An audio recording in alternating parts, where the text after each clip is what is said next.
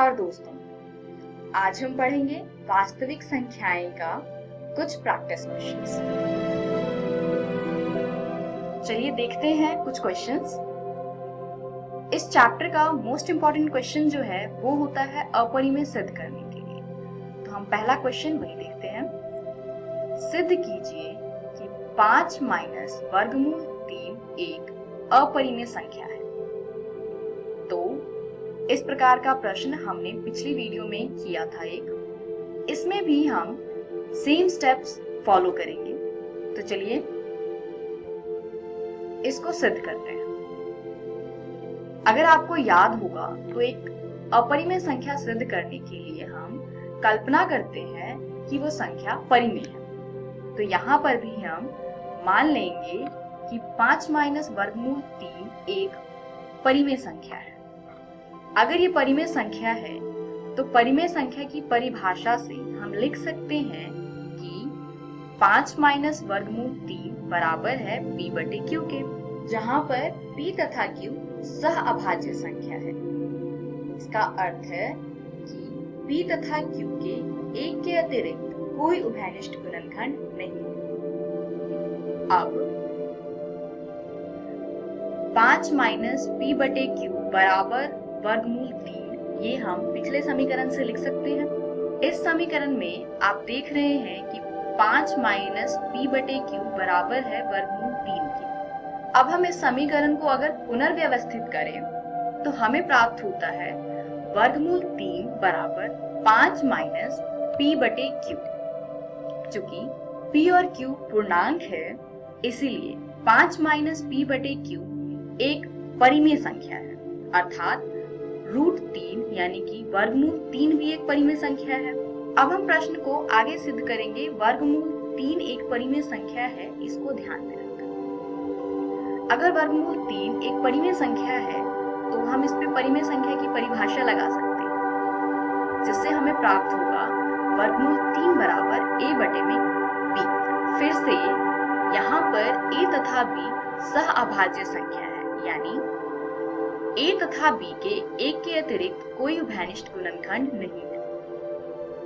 अतः हम लिख सकते हैं b वर्गमूल 3 बराबर a। दोनों पक्षों का वर्ग करने पर हमें प्राप्त होता है 3b स्क्वायर बराबर a स्क्वायर। अब आप इसको ध्यान से देखिए। अगर हम a स्क्वायर बराबर लिख सकते हैं 3 गुने में b स्क्वायर, यानी 3 यहाँ पर b स्क्वायर को विभाजित करता है। अब हम यहाँ पर थ्योरम अप्लाई करेंगे, थ्योरम 1.3 यानी कि प्रमेय 1.3 जो आपने पिछली वीडियो में किया था। इसलिए प्रमेय 1.3 द्वारा 3 a को भी विभाजित करेगा। अतः हम a बराबर 3c लिख सकते हैं, जहां c कोई पूर्णांक है। a का मान प्रतिस्थापित करने पर हमें 3b स्क्वायर बराबर में 9c स्क्वायर प्राप्त होगा। अब यहाँ पर 3 से हम 9 को कैंसिल आउट कर सकते हैं, यानी काट सकते हैं। इससे हमें प्राप्त होगा b स्क्वायर बराबर 3c स्क्वायर। यानी फिर से यहाँ पर आप देखिए तो b बराबर अगर 3c स्क्वायर है, यानी 3 यहाँ पर b स्क्वायर को विभाजित करता है। यहाँ पर हम फिर से 1.3 प्रमेय लगाएंगे, तो इससे हमें प्राप्त होगा कि 3 b को भी विभाजित करेगा। अब हमारे पास दो चीजें आ गई, 3 a को विभाजित करेगा तथा 3 b को भी विभाजित करेगा, यानी 3 a तथा b दोनों को विभाजित कर रहा है। यानी a और b में कम से कम एक उभयनिष्ठ गुणनखंड है, जो है 3। परंतु इससे इस तथ्य का विरोधाभास प्राप्त होता है कि a और b में एक के अतिरिक्त कोई उभयनिष्ठ गुणनखंड नहीं है। यह विरोधाभास हमें क्यों प्राप्त हुआ? क्योंकि हमने एक त्रुटिपूर्ण कल्पना कर ली थी कि 5 माइनस वर्गमूल 3 एक परिमेय संख्या है। अतः हम यहाँ से निष्कर्ष निकाल सकते हैं कि 5 माइनस वर्गमूल 3 एक अपरिमेय संख्या है। दोस्तों, यह प्रश्न परीक्षा के हिसाब से बहुत ही इम्पोर्टेंट है। इस प्रकार के जितने भी प्रश्न हैं अपरिमेय सिद्ध करने वाले, वो बहुत ज्यादा इम्पोर्टेंट है, हर बार एग्जाम में आता है। तो आप इन प्रश्नों की प्रैक्टिस जितनी ज्यादा हो सके उतनी ज्यादा करें। चलिए अगला प्रश्न देखते हैं।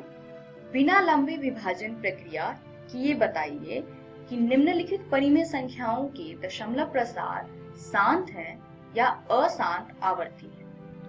पहला है 13/625 तथा दूसरा है 29/343। चलिए पहला देखते हैं।